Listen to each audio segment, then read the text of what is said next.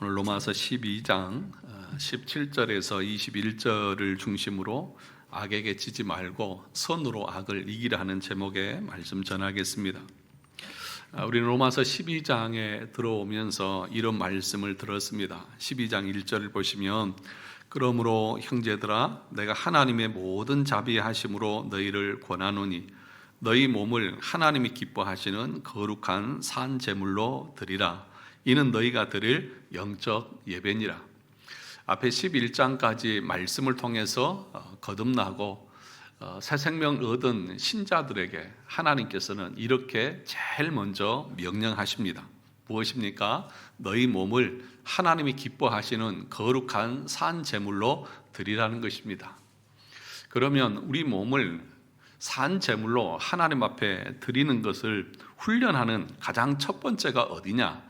그것이 바로 교회라고 하는 곳입니다. 교회가 어떤 곳입니까? 그리스도의 몸입니다. 그리고 우리는 그 몸의 각 지체라고 했습니다. 그래서 거듭난 심령들은 그리스도와 연합되어져서 교회로서 한 몸을 이루고 살아갑니다. 가장 먼저 우리가 훈련되어지고 우리 삶의 그 은사들을 적용해야 될 곳이 바로 교회라고 그렇게 말씀하고 있습니다. 그래서 그 다음부터 계속해서 은사에 대해서 하나님께서 말씀하셨습니다. 그 은사를 주신 목적이 무엇입니까? 나 자신의 영광이나 나의 자랑으로 준 것이 아니라 몸을 섬기라고 주셨죠. 우리 각 지체는 그 지체 자기를 위해서 일하지 않고 몸을 위해서 일합니다. 그러므로 저와 여러분들은 그 몸된 교회, 그 지체를 위해서 일해야 합니다. 일하지 않는 것은 그것은 어딘가 병들어 있기 때문에 그런 것이죠. 우리에게 은사를 주신 목적을 하이델베르크 요리문답에서는 뭐라고 했냐 하면 모든 성도들은 자신에게 주신 그 은사를 통하여서 성도들을 섬겨야 될 의무가 있고 책임이 있다라고 분명하게 가르치고 있습니다. 서로를 섬기고 돕는 것은 훈련이 되어져야 하고 그것이 바로 교회가 되어져야 하고 가장 먼저 그것이 우리 몸에 배어져 있어야 합니다. 그런데 그런 모든 섬김에 있어서 가장 중요한 원리가 무엇이라고 했습니까?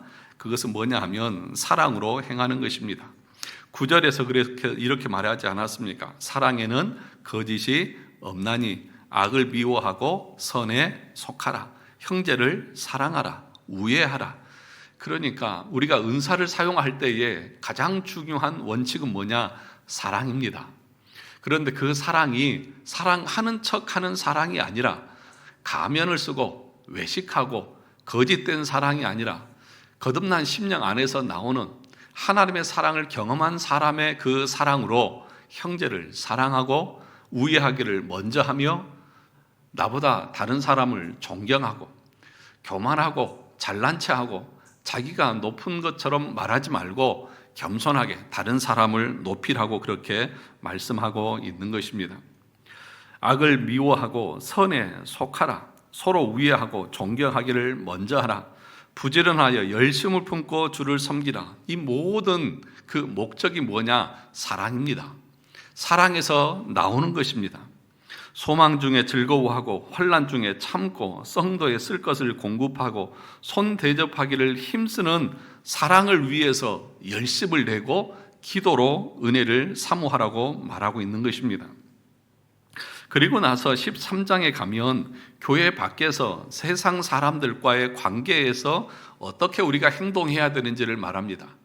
그러니까 교회와 세상 중간에 무엇이 있느냐 하면 우리가 읽었던 14절에서부터 21절 중간에 그러면 우리가 그리스도인으로서 인간관계에서는 어떻게 행동해야 하고 어떤 원칙을 가지고 살아가야 하는지 그 인간관계에 대해서 말하고 있습니다. 그것은 교회 안에서의 인간관계일 뿐만 아니라 세상 가운데서 우리가 만나는 사람들과의 그 인간관계를 어떻게 설정하고 어떻게 이해하고 어떻게 세워가야 하는지에 대해서 말씀하고 있는 것입니다. 그래서 우리가 지난주에 14절에서부터 16절까지의 말씀을 살펴보았습니다. 너희를 박해하는 자를 뭐 하라고요? 축복하고 저주하지 말라고 했습니다. 즐거워하는 자들과 함께 즐거워하고 우는 자들과 함께 울라고 했습니다. 이것은 교회를 다니는 사람이나 다니지 않는 사람이나 모든 사람들이 인간관계 속에서 가져야 될 대원칙입니다. 교부인 크리소스톰은 이런 말을 했습니다. 슬퍼하는 사람과 슬퍼하는 것은 쉽습니다.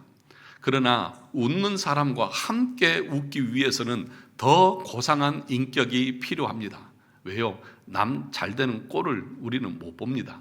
내 자식보다 남의 자식이 잘 되면 박수 쳐주기가 쉽지 않죠. 그러므로 우는 것은 슬픔 가운데 함께 할 수 있습니다. 그러나 남이 잘 되고 잘 나갈 때에 기쁨으로 박수 쳐주는 것은 그리 쉽지 않습니다. 그것은 훈련되어져야 한다는 사실들을 아셔야 합니다. 또 뭐라고 말합니까? 교만하지 말고 겸손하게 마음을 먹고 다른 사람을 무시하지 말고 스스로 지혜 있는 척하지 말라고 했습니다. 다른 사람과 인간관계를 단칼에 정리하는 방법이 있습니다. 제가 알려드렸죠. 어떤 거예요?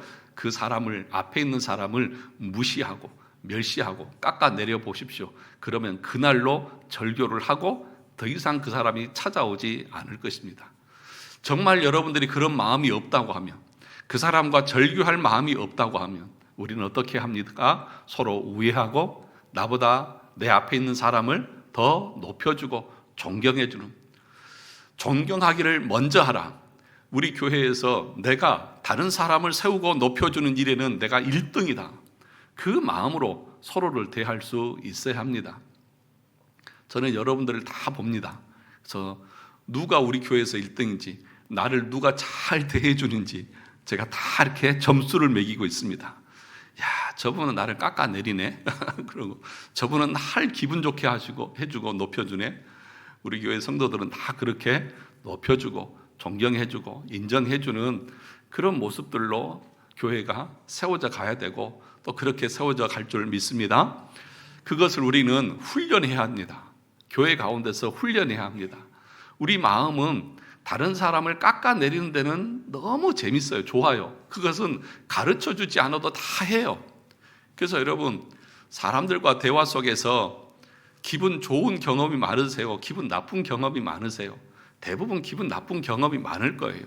간혹 가다 어떤 사람들은 나를 인정해주고 칭찬해주지만 대부분의 사람들은 나 뒤에서 내 뒷담화를 한다든지 앞에서 꼭 내 지적질을 한다든지 너는 머리가 그게 뭐냐, 너는 옷이 그게 뭐냐 하면서 지적질하는 것을 많이 하지, 나 있는 그대로를 받아주면서 칭찬해주는 사람을 많이 만나지 못합니다. 그래서 우리가 14절에서 16절까지의 말씀을 지난주에 살펴보았고 오늘은 17절에서부터 21절까지의 말씀을 함께 보려고 합니다. 17절 말씀을 다시 한번 보시면 같이 읽어볼까요? 아무에게도 악을 악으로 갚지 말고 모든 사람 앞에서 선한 일을 도모하라. 무슨 말입니까? 복수하지 말라는 것이죠. 보복하지 말라는 것입니다. 우리는 누군가가 나를 무시하거나 나에게 모멸감을 주면 그 모멸감을 참지 못해서 보복하고자 하는 마음이 다 일어납니다. 언젠가는 내가 받은 대로 되돌려 주겠다. 그래서 어떤 사람은 힘을 기르기도 하고 어떤 사람은 돈을 모으고 내가 돈이 없어서 이렇게 무시를 당했다 그러면서 돈을 모으려고 하고 그래서 나중에는 그것을 되갚아 주려고 하는, 보복하려고 하는 마음들이 다 있습니다. 누군가에게 내가 당한 대로 보복하고 갚아주는 것만큼 우리 타락한 인간의 본성에 통쾌한 것은 없습니다. 그것이 인간의 본성입니다. 그런데 오늘 본문은 뭐라고 말합니까? 세상 사람들과의 관계에서 또는 성도와의 관계에서 뭐라고 말합니까? 악을 악으로 갚지 말고 모든 사람 앞에서 선한 일을 도모하라, 그렇게 얘기하고 있습니다. 이것이 다른 사람과의 관계에 있어서 원칙과도 같은 가장 큰 행동 원칙인 것입니다. 우리는 상대방이 먼저 나에게 악을 행했다고 해서 우리가 상대방에게 2배나 더 못되게 하고 악을 행해도 된다고 착각하는 그 마음이 다 있습니다. 그래서 어릴 적에 우리 아이들 밖에서 누군가에게 맞고 오면 여러분 뭐라고 그러셨어요? 잘 맞고 왔다 그렇게 말하시는 분 계세요? 이 멍충아, 한 대 때리면 두 대를 때려버려야지, 그렇게 야단을 쳤잖아요. 맞고 돌아오는 것은 못 참아요. 그래서 한 대라도 더 때려야 합니다. 그래서 악은 우리가 보복하는 것에 대해서는 우리 모두가 다 정당하다고 생각하는 거예요. 한 대 맞았으면 두 대를 때려줄 수도 있는 거지, 네가 먼저 때렸지 내가 먼저 했냐 하면서 그 보복에 대한 이 정당성을 우리 스스로가 주장하고 있지 않습니까? 눈은 눈으로, 이는 이로라고 하는 그런 말씀은 보복을 정당화하는 그런 말씀이 아닙니다.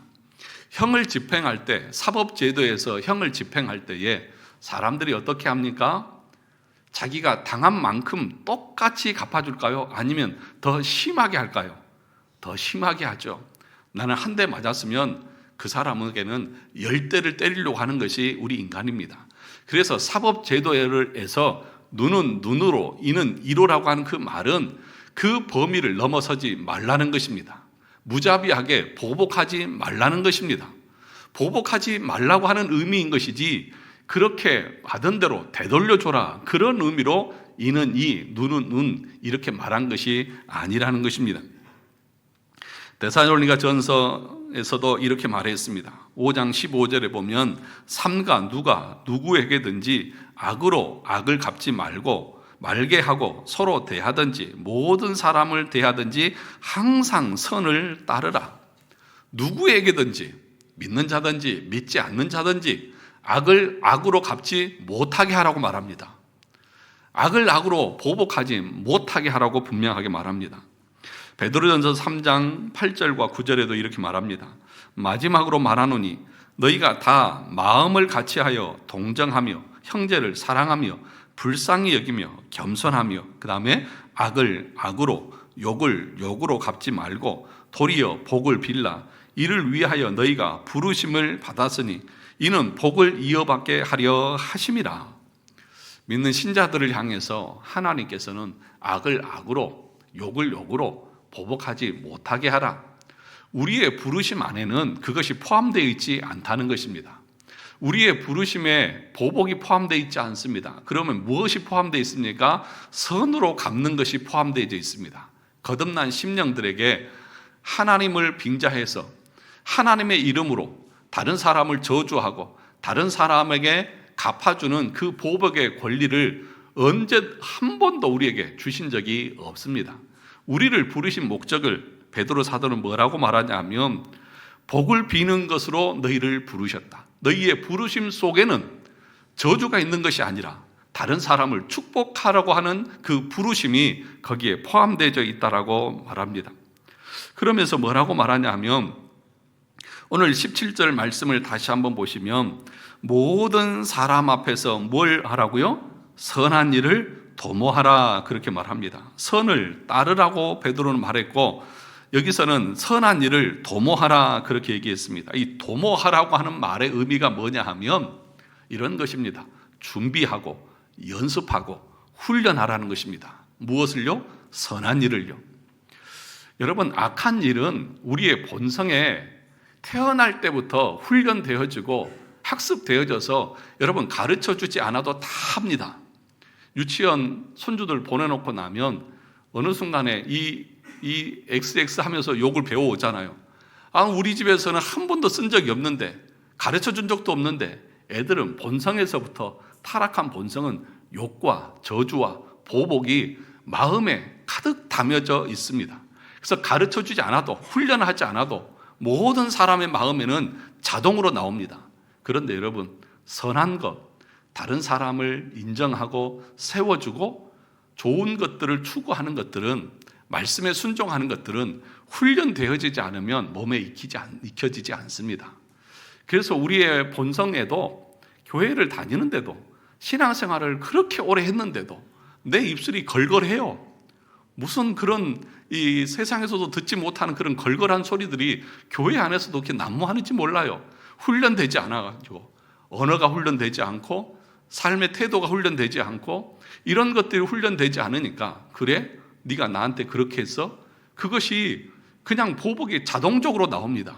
그런데 지금 바울 사도는 로마서에서 뭐라고 말합니까? 모든 사람 앞에서 선한 일을 연습하고 준비해라. 누가 말하면 바로 선한 것들, 바로 다른 사람의 유익을 위한 것들이 뛰쳐나올 수 있도록 몸에 배이게 하라고 그렇게 말합니다. 여러분, 인간관계, 여러분 교회에서 훈련하셔야 합니다. 때로는 나에게 상처 줄 수도 있고 내 마음에 안 들 수도 있습니다. 그러면 어떻게 하시겠습니까? 갚아주겠습니까? 기회가 되면 가만 안 있을 거다, 그런 마음을 품으시겠습니까? 아닙니다. 그럴 때도 우리는 뭘 해야 된다고요? 그 사람을 대해서 선한 일을 도모하고 그 사람을 위해서 축복하고 그 사람의 복이 임하도록 우리는 기도해야 되는 것이 마땅하다. 그런데 여러분, 이게 잘 되지 않습니다. 저도 잘 안 돼요. 나를 무시하고 나를 욕하고 나를 음해하는 사람을 향해서 내가 어떻게 복을 빌 수 있고 그 사람에게 선대할 수 있습니까? 여러분, 얼굴빛부터 달라지잖아요. 마음부터 달라지잖아요. 마음에 안 든 사람 딱 앞에 오면 인상부터 변하잖아요. 잘 안 돼요. 그래서 뭐라고 말합니까? 연습하고 훈련해라. 안 되니까 연습하고 훈련하라는 거예요. 계속해서 훈련하셔야 됩니다. 계속해서. 내 마음에서, 내 생각에서, 내 입술에서 악한 말이 나오고 상대방을 깎아내리는 말이 나올 때마다 내 입을 쳐가면서, 가슴을 쳐가면서 하나님 앞에 은혜를 구하고 기도하면서, 그래서 기도하는 것 아닙니까? 하나님, 이게 잘 안 됩니다. 은혜를 주셔서 이것이 훈련되어지고, 그래서 누구를 대하든지 악을 악으로 갚지 않고 선한 일을 사모하고 도모하고 그 사람을 향해서 복을 빌 수 있는 그 넉넉한 마음을 나에게 주시라고 날마다 우리는 기도하고 훈련하고 생각하고 살아야 합니다. 한순간이라도 그것을 내려놓으면 우리는 그냥 자동 반사적으로 악한 것들이 나오는 것입니다. 악을 악으로 갚지 말고 모든 사람 앞에서 선한 일을 도모하라. 여러분, 앞에 보면 모든 사람 앞에서입니다. 그러니까 생각으로만이 아니라 삶의 실천으로 하라는 것입니다. 사람들 앞에서 여러분, 누군가가 여러 명 같이 대화를 나누는 가운데 있어요. 그런데 어떤 사람이 나에게 내 부끄러운 모습을 들춰내기도 하고 기분 나쁜 말을 하기도 하고, 누가 봐도 저것은 저 사람한테 해야 될 말이 아니야. 이 상황에서 저 사람이 왜 이런 말을 하지? 누가 들어도 저 사람은 기분 나쁘겠는데? 마음 상했겠는데? 그러는데도 불구하고 그 사람은 어떠는 거예요? 괜찮습니다. 네, 그럴 수 있죠. 그걸 보면서 사람들이 뭐라고 말할까요? 참, 저 사람은 선한 사람이다. 나 같으면 저거 가만 안 놔둔다. 나 같으면 저거 그냥 못 넘어간다. 그런데도 불구하고 그 사람은 그걸 인내하고 참고 그것에 대해서 안갚음을 갚으려고 하지 않는 그 모습을 어떻게 하라는 거예요? 모든 사람 앞에서 드러내 보여주고 인정을 받으라는 것입니다. 왜 그렇게 해야 되는 것입니까? 왜냐하면 그럴 때 곧 하나님이 영광을 받으시기 때문에 그렇습니다. 그 모습을 보고 그 사람이 칭찬을 받기도 하지만 더 중요한 것은 저 사람 예수 믿는다고 그러더니 진짜 사람이 완전히 달라졌네?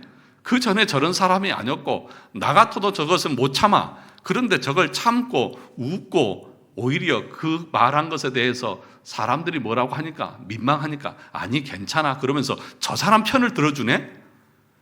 그런 모습을 볼 때에 야, 예수 믿는 사람들에게 뭔가 다른 것이 있구나 라고 하는 것을 사람 스스로가 말할 것입니다. 그러나 여러분, 반대로 우리가 그것에 대해서 버럭하고 화를 내고 그것에 대해서 안갚음을 한다고 하면 하나님의 영광은 가려질 것이고 예수 믿는 사람이나 믿지 않는 사람이나 별로 다를 것이 없다는 평가밖에 받지 않을 것입니다. 오늘 그래서 마태복음 5장 46절에도 보면 이렇게 말합니다. 46절 47절에 보면 너희가 너희를 사랑하는 자를 사랑하면 무슨 상이 있으리요? 세리도 이같이 아니하느냐? 또 너희가 너희 형제에게만 무난하면 남보다 더한 것이 무엇이냐? 이방인들도 이같이 아니하느냐? 여러분, 세리, 이방인, 다른 말로 하면 구원받지 못한 거듭나지 않은 사람들을 이렇게 표현합니다.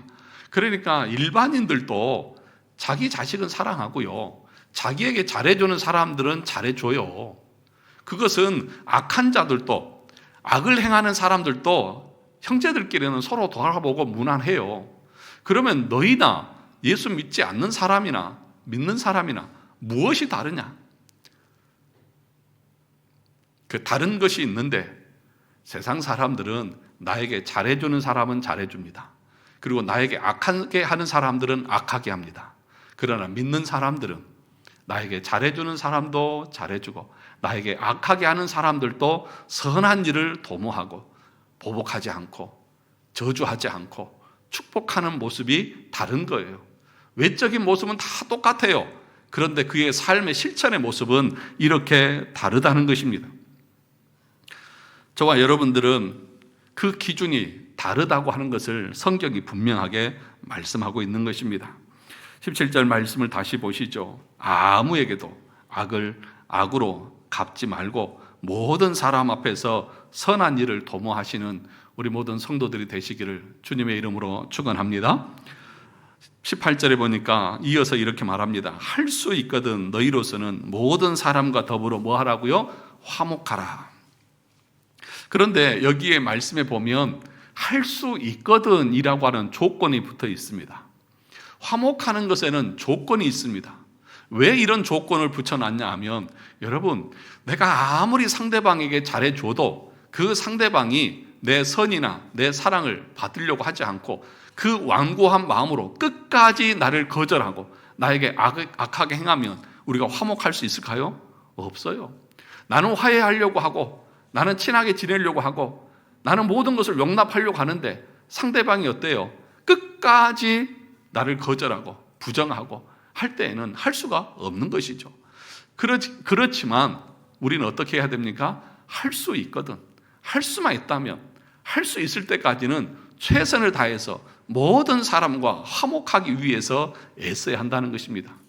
여러분, 사람과의 관계뿐만 아니라 국가 간의 관계도 그렇지 않습니까? 요즘 저 이스라엘이나 또 우크라이나나 이쪽 지역에서 전쟁이 일어났잖아요.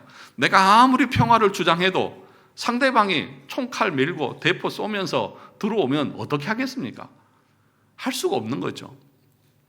또 한편으로는 여기서 할 수 없거든이라고 하는 그 말의 의미는 뭐냐 하면, 복음의 진리가 왜곡되지 않는 한도 내에서 그것을 하라는 것입니다. 예를 들어서 하나님의 나라를 저주하고 그리스도를 부인하는 그 사람과도 우리가 어떻게 화목할 수 있겠습니까? 그런 얘기를 말하고 있는 거예요. 그러니까 할 수 없는 상황이 있습니다. 또 죄를 합리화하면서 그 악한 것에 대해서 내가 타협하면서 그럴 수도 있다고 하면서 어떻게 그 사람과 평화할 수 있겠습니까? 악을 행하는 사람과 어떻게 내가 같이 악을 행하면서 평화롭게 지낼 수 있겠느냐고요.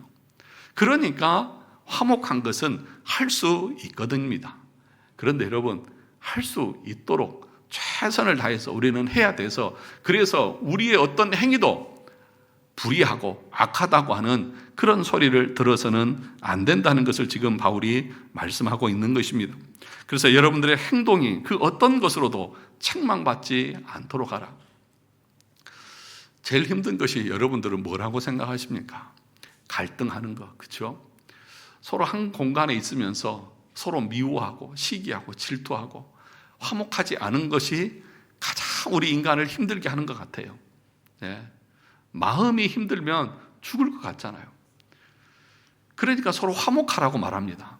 화목을 깨는 사람들이 아니라 화목을 만들어가는 그런 사람들, 그런 성도들이 되기를 주님의 이름으로 축원합니다. 그런데 여러분, 화목하게 되기 위해서는 어떤 일이 일어나야 됩니까? 내가 죽어야 합니다. 상대방이 죽어야 하는 것이 아니라 내가 죽어야 합니다. 우리 예수 그리스도께서 십자가에서 죽으심으로 하나님과 우리 사이를 어떻게 하셨어요? 화목하게 하셨습니다. 그분이 화목 제물이 되셨습니다. 그래서 내가 살면서 화목하기를 바라는 것은 어불성설입니다. 내가 죽지 않으면 절대로 화평은 이루어질 수가 없습니다. 저와 여러분 모두가 교회 안에서는 다 그 십자가 아래 무릎 꿇고 엎드리는, 죽는 그런 성도들이 다 되시기를 주님의 이름으로 축원합니다. 다섯 번째로 보니까 이 19절에 뭐라고 말합니까? 내 사랑하는 자들아 너희가 친히 뭐 하지 말라고요? 원수 갚지 말고 하나님의 진노하심에 맡기라. 기록되었으되 원수 갚는 것이 내게 있으니 내가 갚으리라고 주께서 말씀하시니라. 그렇게 말씀합니다. 직접 원수 갚지 말라. 우리가 17절의 말씀과도 같죠. 보복하지 말라는 것이나 원수를 갚지 말라고 그렇게 말씀합니다. 신명기 32장 35절의 말씀을 가져와서 지금 말하고 있는 것입니다. 그러면서 그 진노를 누구에게 맡기라고요? 하나님께 맡기라. 그렇게 말합니다. 히브리서 10장 30절에서 31절에 이렇게 말합니다. 원수 갚는 것이 내게 있으니 내가 갚으리라 하시고 또다시 주께서 그의 백성을 심판하리라 말씀하신 것을 우리가 아노니 살아계신 하나님의 손에 빠져들어가는 것이 무서울진저. 그렇게 말합니다. 여러분, 누가 원수 갚아주는 것이 더 확실하겠습니까? 여러분들이요? 아니요. 하나님의 손에 빠져들어가는 것이 얼마나 무서운지. 이사야 33장 14절에서는 이 무서움을 이렇게 말했습니다. 시온의 죄인들이 두려워하며 경건하지 아니하는 자리 떨며 이르기를 우리 중에 누가 삼키는 불과 함께 거하겠으며 우리 중에 누가 영영에 타는 것과 함께 거하리요 하도다. 그 불 속에 떨어지는 것 같은 그 두려움, 그 공포, 그것이 하나님의 심판 앞에 서 있는 인간의 모습인 것입니다. 그렇다고 해서 우리가 하나님 앞에 하나님, 나에게 악을 행하고 나에게 못되게 하는 저 사람 하나님께서 내 대신 보복해 주십시오, 이 말을 하는 게 아니에요. 원수 갚는 것이 내게 있다라고 하는 그 말의 의미는, 원수를 갚지 말라고 하는 그 말은 내가 직접 하지 말고 하나님이 대신하게 하라, 그런 뜻이 아니에요. 여러분, 오해하실까 봐 지금 말씀드리는 거예요. 원수 갚는 것이 내게 있다, 이 말씀의 뜻은 내가 직접 하지 않고 내가 기도해서 하나님, 저 악한 놈, 저놈 하여튼 어디 가다가 사고 나서라도 죽게 해주세요, 이런 식으로 저주를 하라고 하는 것이 아닌 거예요. 뭐라고까지 말하냐 하면 마음도 품지 말라고 말합니다. 마음으로도 보복할 생각을, 원수 갚을 생각을 하지 말라고 합니다. 그럼 어떻게 합니까? 그 사람을 위해서 뭐 해야 되죠? 축복하고 저주하지 마라.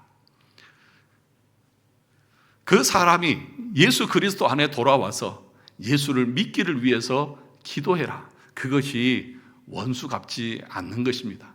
단순히 내가 내 행동을 취하지 않는 것에 머무는 것이 아니라 그 사람이 그리스도 안에 들어와서 구원 얻는 그 은혜의 자리까지 나아가도록 기도하는 것, 그것이 원수 갚지 않는 것이다. 그렇게 지금 말하는 거예요. 사랑하는 성도 여러분, 원수 갚는 것이 내게 있다고 말하는 것을 그냥 그 심판권을 하나님께 맡기는 것이다, 그것으로만 생각하면 안 됩니다. 물론 우리에게는 누군가에게 원수를 갚을 그런 권한, 그런 권리, 그 자격이 없습니다. 한번 생각해 보세요. 원수 갚는 그 권한, 권리가 누구에게 있다고요? 내게 있다. 하나님께 있어요. 그러면 여러분들이 직접 원수를 갚으면 그 권한을 어떻게 하는 것입니까? 하나님께로부터 빼앗아서 내가 하나님 행세를 하고 있는 거예요. 그것처럼 교만하고 그만큼 큰 죄가 어디에 있습니까? 그것은 하나님의 영광을 찬탈하고 그 권리와 주권을 빼앗는 악이고 죄라고 하는 것을 말하는 것입니다.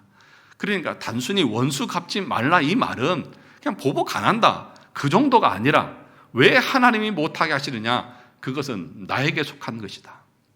여러분, 여러분의 판단과 여러분의 그 행동들이 공의롭다고 생각하십니까?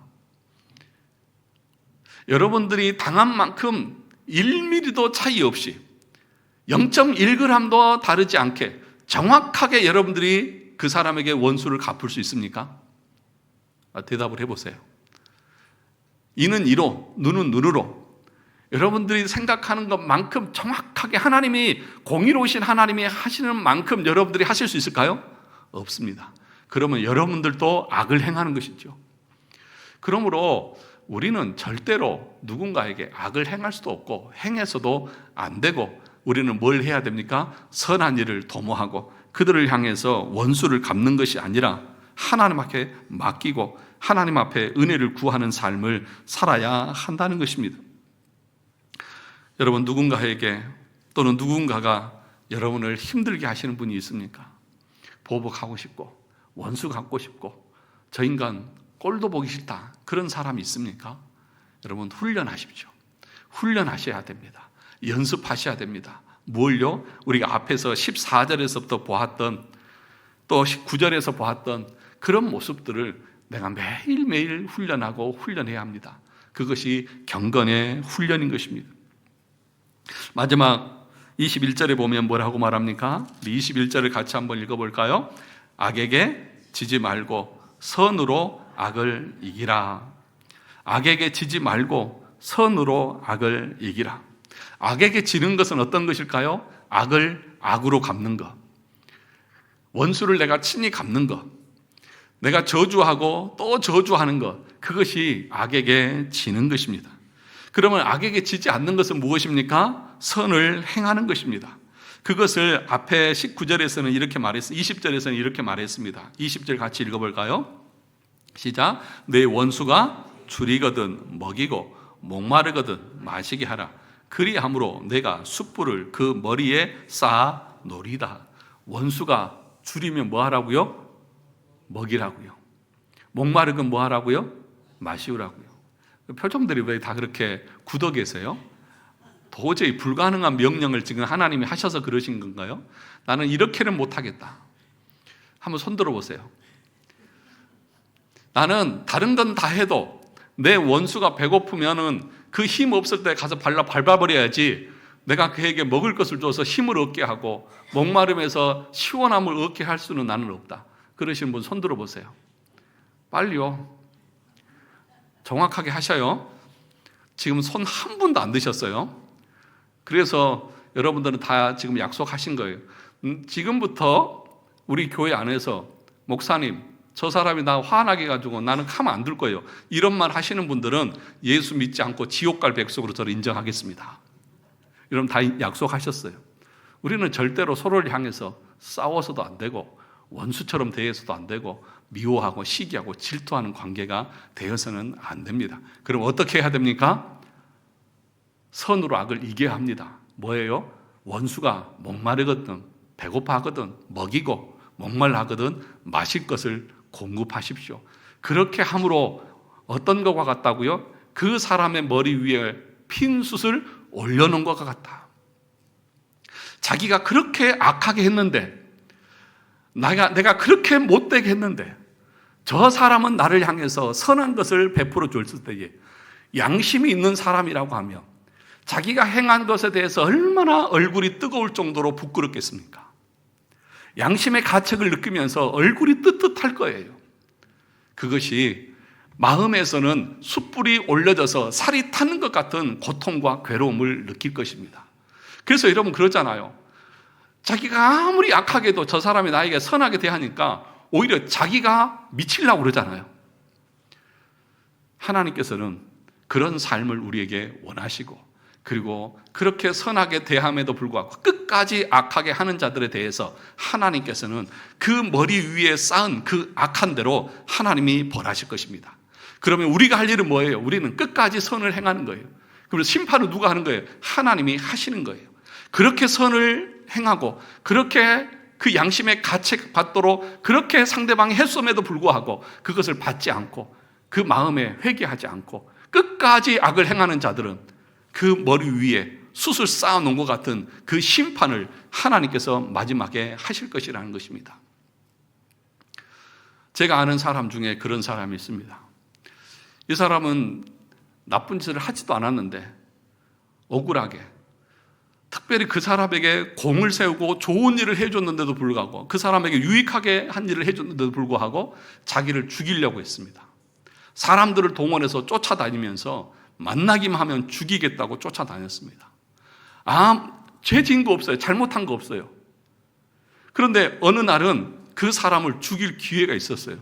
원수 갚을 기회가 있었어요. 같이 도망 다니던 사람이 저 사람 죽여버립시다. 죽이면 한 방이면 끝나는데, 아니다, 하지 마라. 끝까지 보복하지 않고 원수 갚지 않았습니다. 그러자 나중에는 그 사람이 너는 나보다 선하다. 내가 잘못했다. 라고 눈물로 잘못을 인정했습니다. 그 사람이 누군지 아십니까? 여러분도 잘 아는 다윗과 사울의 이야기입니다. 여러분 잘 아시잖아요. 다윗이 골리앗을 죽이고 공을 세웠잖아요. 사울에게 잘못한 것이 무엇이 있습니까? 그런데도 온 군대를 동원해서 잡아 죽이려고 하잖아요. 같이 있던 굴에 숨었을 때에 사울이 들어왔을 때에 죽일 수 있었습니다. 단칼에 죽일 수 있었습니다. 다윗이 죽입니까?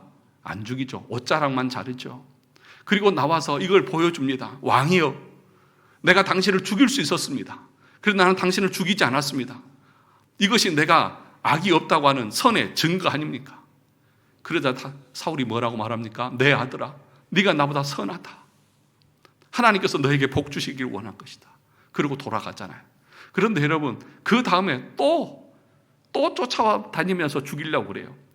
그런데 또 한 번은 어떻게 합니까? 밤에 군사 데리고 가서 잠자는 그 장막에 들어가서 죽일 수 있었어요. 아비새가 뭐라고 말하냐면 말씀만 하십시오. 2번 찌를 것도 없습니다. 창으로 한 번만 찌르면 이 자리에서 원수 갚을 수 있습니다. 다윗이 뭐라고 말합니까? 하지 마라. 하나님이 기름 부으신 자를 손대면 안 된다. 그러면서 뭘 가져와요? 물병하고 창만 가지고 나와요. 그리고 그거 보여주면서 말해요. 또 내가 죽일 수 있었다. 옆에서는 죽이라고 했다. 그래도 나는 갚지 않았습니다. 사랑하는 성도 여러분, 여러분 같으면 어떻겠습니까? 이것이 불가능한 일입니까? 가능하기에 우리 주님은 우리에게 명령하고 계십니다.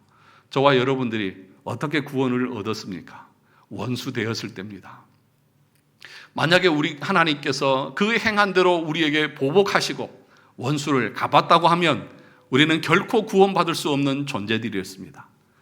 그런데 하나님께서 우리를 원수 갚지 않고 자비를 베풀어 주시고 사랑을 베풀어 주시고 목마를 때 먹을 것을 주시고 배고플 때에 먹을 것을 주시고 은혜를 베푸셔서 하나님의 자녀로 삼으셨습니다. 로마서 5장을 보시면 여러분, 우리가 연약할 때에, 6절에 보면 우리가 연약할 때에, 8절에 보면 우리가 원수 되었을 때에, 10절에 보면 우리가 죄인 되었을 때에, 여러분, 하나님이 우리를 구원하시는 것은 우리가 선한 것이 있어서도 아니고 우리가 착한 구석이 있어서도 아니고 하나님과 우리 사이가 화평해서도 아니었습니다. 원수 관계였고 죄인 된 상태였습니다.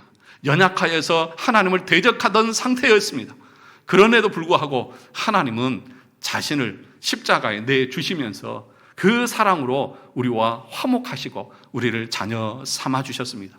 그러므로 지금 바울은 말하는 것입니다. 오늘 12장 1절에서 바울이 제일 먼저 뭐라고 말합니까? 하나님의 모든 자비하심으로 너희를 권한다. 하나님의 자비하심으로 너희를 권한다. 너희가 정말 하나님의 자비하심을 경험했다고 하면 보복하지 말고 원수 갚지 말고 저주하지 말고 목마르거든 마시게 하고 배고파하거든 먹게 해라. 그것이 하나님의 구원받은 백성으로서 은혜를 입은 사람으로서 마땅하게 우리가 행동으로 취해야 될 인간관계의 모습이다 라고 우리에게 가르치고 있습니다. 아직까지도 마음의 응어리를 풀지 못하고 원수처럼 여기면서 불편한 관계가 있습니까? 하나님의 백성의 마음에는 없습니다. 우리 주님의 마음에 여전히 우리를 향한 적개심을 가지고 계실까요? 아니요, 없습니다. 그것을 우리는 하나님 앞에 구해야 되고 그것을 우리는 훈련해야 됩니다. 그것은 쉽게 나오지 않습니다. 저와 여러분들의 마음에 여러분 악으로 갚아서 지지 말고 선으로 악을 이기는 우리 성도들이 다 되시기를 주님의 이름으로 축원합니다.